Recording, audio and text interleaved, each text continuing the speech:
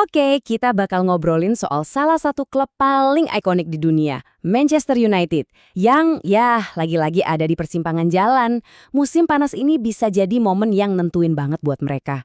Apakah ini bakal jadi awal dari era baru yang cerah, atau kita bakal lihat pengulangan kesalahan yang sama lagi? Nah, ini dia pertanyaan besarnya. Siapa aja nih yang bakal masuk, siapa yang bakal ditendang keluar, dan yang paling penting bakal kayak gimana sih wajah baru setan merah nanti? Yuk kita bedah satu persatu, kita mulai dari dilema paling berat yang ada di internal klub.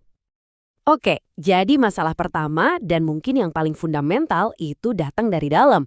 Kabarnya para petinggi klub lagi nggak satu suara soal arah tim ke depannya.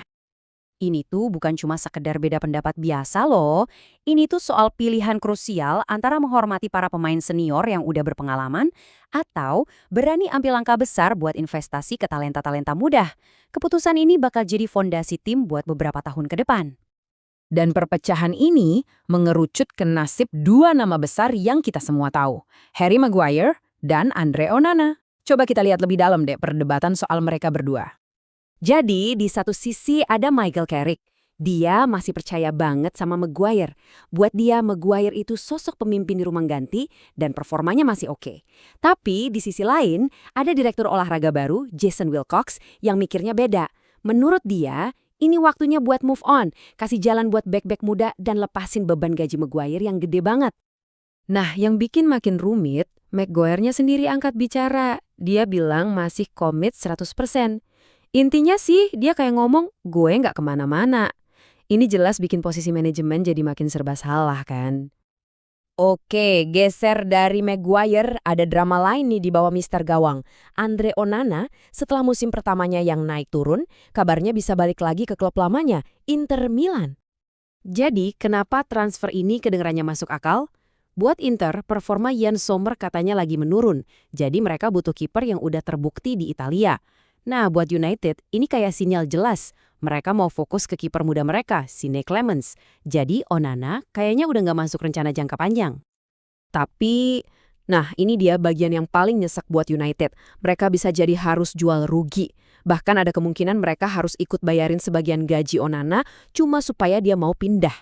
Wah, ini sih pil pahit banget ya secara finansial, tapi mungkin perlu dilakuin buat buka lembaran baru.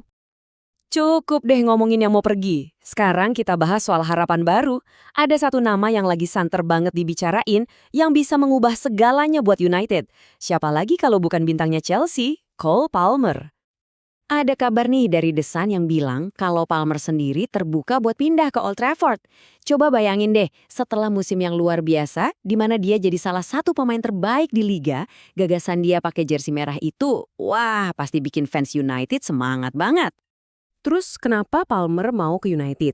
Katanya sih bukan cuma soal uang, dia itu terkesan sama proyek baru yang lagi dibangun. Plus ada faktor emosional juga, dia itu ternyata fans United dari kecil.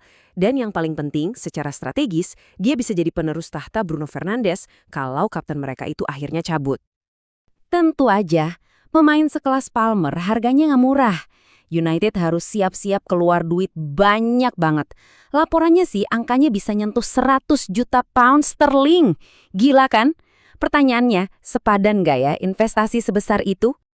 Tapi semua rencana transfer gede itu kan buat masa depan. Nggak akan ada artinya kalau tim nggak bisa ngatasin masalah yang ada di depan mata sekarang. Jadi ayo kita balik lagi ke realita di lapangan di mana Michael Carrick lagi diuji. Di tengah semua hiruk-pikuk transfer, Carrick malah kena masalah. Patrick Dorgu, pemain yang lagi on fire banget, tiba-tiba kena cedera hamstring. Ini pukulan telak yang maksa Carrick harus putar otak, harus kreatif cari solusi. Jadi Carrick punya 3 opsi nih. Yang pertama, pilihan paling aman, mainin lagi Matheus Cunha. Pilihan kedua, ini agak nggak biasa, pasang Mason Mount di sayap kiri. Dan yang ketiga, opsi kejutan, kasih kesempatan ke pemain muda kayak Shola Shoretire. Keputusan yang dia ambil nanti bisa jadi penentu banget buat hasil pertandingan berikutnya. Jadi kalau kita kumpulin semua potongan puzzle ini, ada pemain senior yang mungkin cabut, ada bintang baru yang diincar, plus ada krisis cedera, gambaran besarnya apa? Ini bukan cuma sekedar ganti 1-2 pemain, ini tuh potensi perombakan total yang bisa nentuin wajah Manchester United buat beberapa tahun ke depan. Dan sebagai penutup, aku mau lempar pertanyaan ini buat kalian. Dari semua yang udah kita bahas, mana yang menurut kalian paling krusial? Apakah keberanian buat ngelepas masa lalu dengan pemain kayak Maguire? Atau jor-joran investasi buat masa depan dengan datengin Palmer? Atau jangan-jangan justru kemampuan adaptasi taktis di saat-saat sulit kayak sekarang? Babak baru sejarah United sebentar lagi ditulis, dan cuma waktu yang bisa jawab.